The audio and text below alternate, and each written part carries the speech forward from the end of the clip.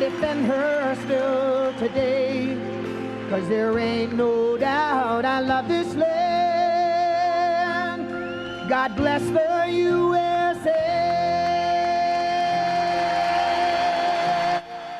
That performance right there during Game 4, before Game 4 of the World Series. Not long after the attacks on 9/11. You know the song, you've probably memorized the lyrics. That's 20 years ago when one song helped to unite the country. God Bless the USA could almost be considered the country's second national anthem. And the man behind that song, from the hills of Tennessee, Lee Greenwood, joining us this morning. Lee, thanks for being here.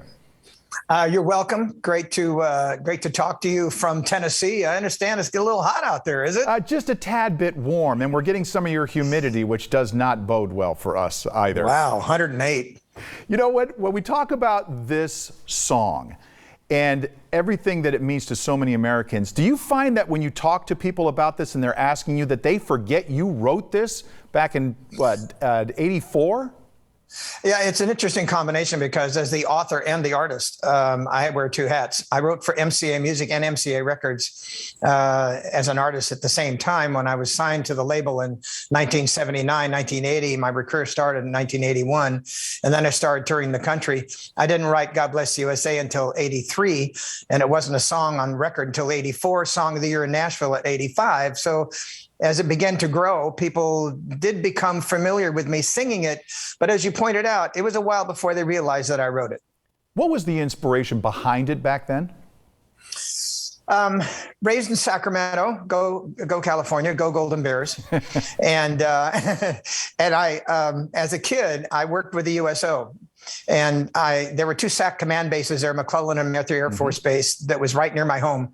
And I took my little band over there and we would play the dances. And I recognized the servicemen, and I would hear them talk about their, where they had to go and who they had lost at some particular time.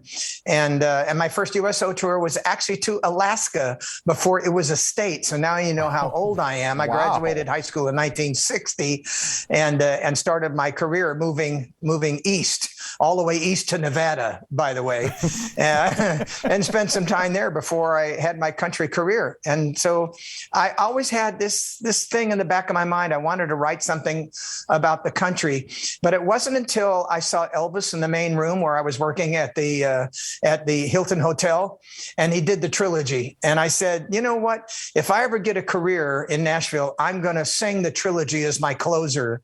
And I never got to it. As a matter of fact, I had been touring like almost 3.5, 4 years before I wrote God Bless the USA, because I said, maybe I won't do the trilogy. I'll just write my own anthem.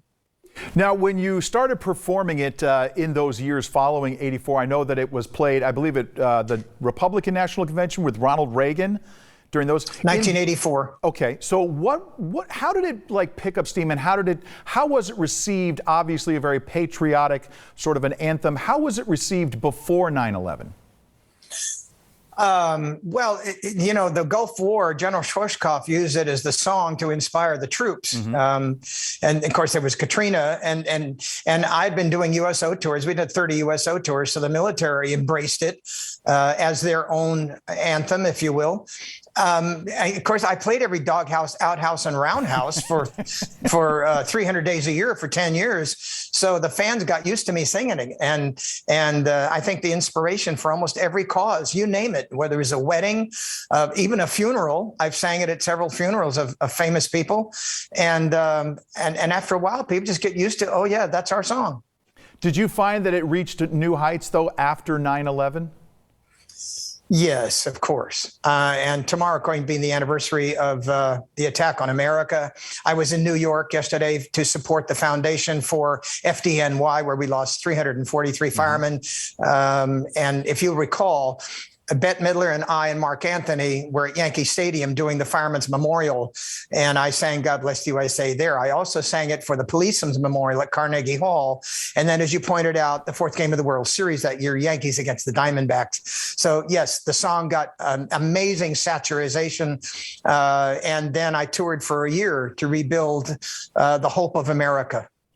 You know, many artists will talk about once they're winding down in their careers, they talk about, well, there was always that one song that I had to sing, and it like bothered them over the years. You talk about a song like this, where I believe probably that every place you go, it means so much to your audience that it just means that much to you as well. You know, I got an interesting question from somebody the other day in media, which I'd never had before. They said, do you have any regrets for writing God Bless the USA? And I had to think a minute. And I said, yes, only one. And that took him back. He said, what could that have been? I said, I didn't write Hotel California. Very, very true. What will you be doing on 9/11 tomorrow? Where will you be spending it? At home? I will actually not be home. We have a large show today where the owner of Bass Pro, Johnny Morris, is dedicating a home to a wounded warrior in Nashville. I'll end up in Tampa, where tomorrow morning at 10 a.m. at Memory Gardens, I'll be doing a tribute to the fallen heroes for 9/11. I'll fly from Tampa to Dallas, where I'll join my band the evening of 9/11 at the Levitt Pavilion in Dallas-Fort Worth, where we have another tribute show there in the Dallas Perplex. Lee Greenwood, you have performed here in Bakersfield several times, and we look forward to you making your way back out west sometime in the future.